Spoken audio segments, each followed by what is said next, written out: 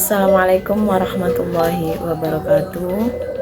Nama saya Lili Ikawati, saya dari kelas A22. Di sini saya akan mereview atau merangkum hasil makalah dari kelompok pertama dalam mata kuliah Cirebon Studies tentang sejarah kerajaan Cirebon masa pra-Islam. Sejarah kerajaan Cirebon sebelum penyebaran Islam. Sebelum penyebaran Islam, Cirebon merupakan bagian dari kerajaan Tarumanegara pada abad ketiga hingga keempat Masehi.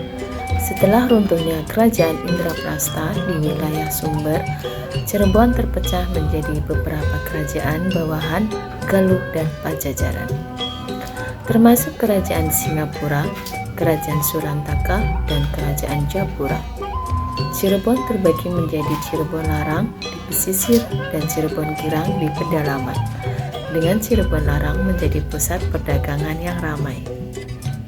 Pada tahun 1302 Anno Jawa atau 1389 Masehi, Raden Walang Sungsang membuka daerah Tegal Alang-Alang yang kemudian menjadi Cirebon Larang dan mengatur pelabuhan Muara Jati.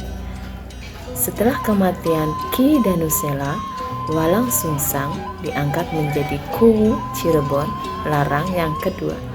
Ia kemudian menikahi putri Ki Danusela, Retnariris atau Kancana Larang, dan memiliki seorang putra bernama Pangeran Cirebon. Raden Walang Sungsang kemudian menyatukan wilayah kerajaan Singapura dengan Cirebon Larang, mengubah status Cirebon Larang menjadi kerajaan bawahan Pajajaran. Kerajaan Cirebon Larang adalah kerajaan pra-Islam yang menjadi cikal bakal Kesultanan Cirebon. Sunan Gunung Jati, salah satu dari 9 Wali Songo, memiliki peran penting dalam penyebaran Islam di Cirebon. Ia menggabungkan ajaran Islam dengan budaya lokal seperti wayang dan gamelan, menciptakan identitas unik Cirebon yang mencerminkan perpaduan budaya Islam dan lokal. Pada masa pra-Islam, Cirebon dipengaruhi kuat oleh budaya Hindu-Buddha.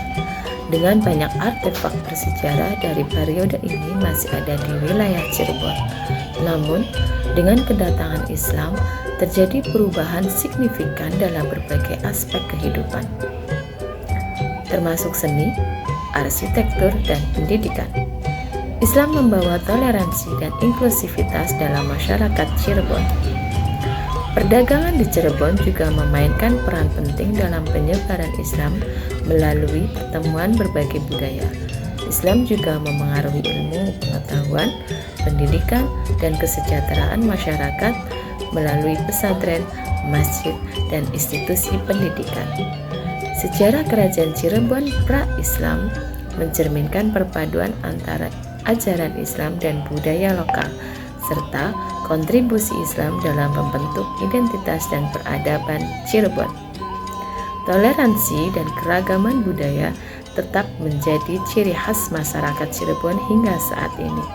Sejarah ini menunjukkan bagaimana agama, politik, dan ekonomi saling terkait dalam pembentukan sejarah Cirebon.